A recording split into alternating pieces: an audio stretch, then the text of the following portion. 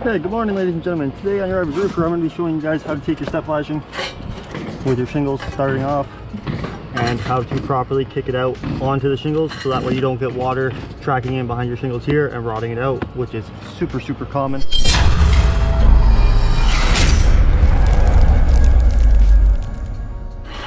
So first thing we're going to want to do is we need our starter course. We're going to start with our gable one, because once we put our gable one, it will also do our bottom, and then we can just run off this and that'll give us our proper stagger. Again, make sure you keep nails away from obviously there.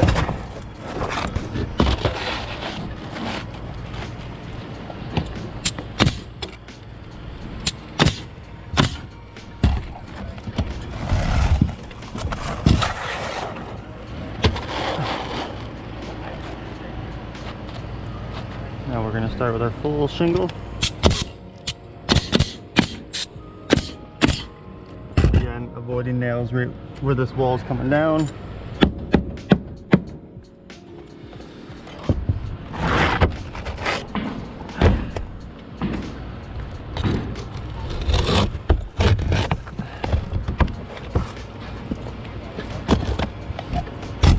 And then when it comes to the wall, you're going to line your shingle up to its reveal. Mark the top of your shingle. Go to your gable edge. Mark this part of your shingle. You want to cut that as straight as you can.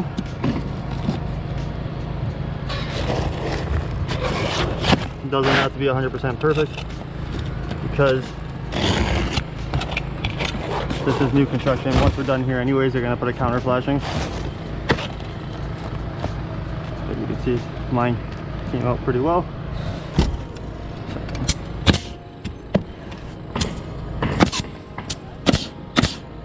Make sure it's tight. And then, so what's going to happen here is they're probably going to put a counter flashing over that. And our step flashing, what we're going to want to do is we want it to kick out onto this shingle. Right, like so. So we want a diagonal here. That way their counter flashing can kind of tuck under it. So what we do is we come up about 2 centimeters, cut a nice diagonal, like so. Kind of give it a back bend. That way it's over 90 degrees. So you can kind of pressure fit it into the wall. The more you put it outwards, the more you can press it into the wall. You don't have to go too extreme, but once you got it in place, kind of go just above your nail line here and just nail the top. Just one nail like that. I know it's loose right now, but once you get your next shingle,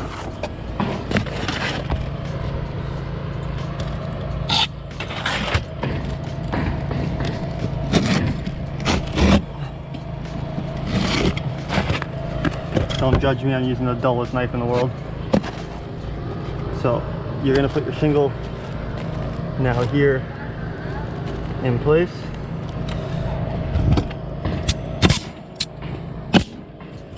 And again, you want this loose on the bottom. That way their counter flashing here can tuck under. But what I like to do is take a shingle like so. We're going to cut it just bigger than that.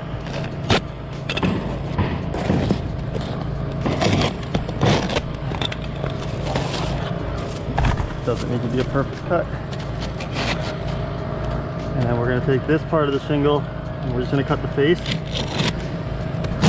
Again, it doesn't have to be perfect because it is going to be most likely underneath the counter flashing, but in case it's not,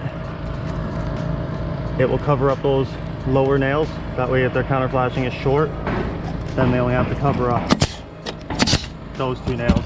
And it dutches, as you can see, just slightly under that, so it gives it a nice clean corner. And then all you do from there is you just continue the same pattern up the rest of the roof. So you have your shingle here, you're going to go from your exposure line. Do one nail on the outside, one up high, and then you're gonna put your shingle in. You don't have to leave a little bit of gap. Some guys do. They call it a rain channel. That way if anything's in there, it doesn't get trapped. Doesn't personally matter. I mean, I don't like going super tight. Always leave a little bit of a gap. Just that way you're not like pressing your shingle into the wall and then causing your shingle to kind of, like, we call it carb smelting. I'm sure there's other words for it, where your shingle kind of sits like that. So we'll try to avoid that. Don't press it in here too tight. And same thing, try to avoid nails through the shingle here. Just do it through here. And you're gonna go back to your bottoms down here. Start your bottoms again, go all the way up, and continue the wall all the way until the top.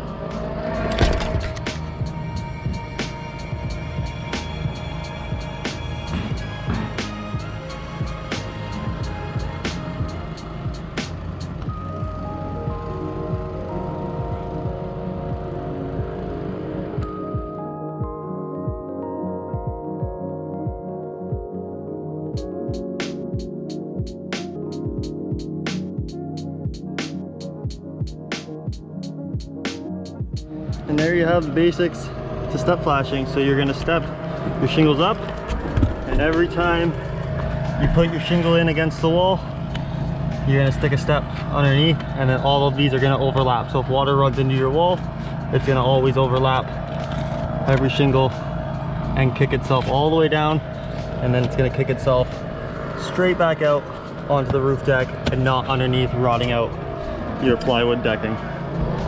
So there you guys have it. Remember, you don't have to be the best. It's all right to be average.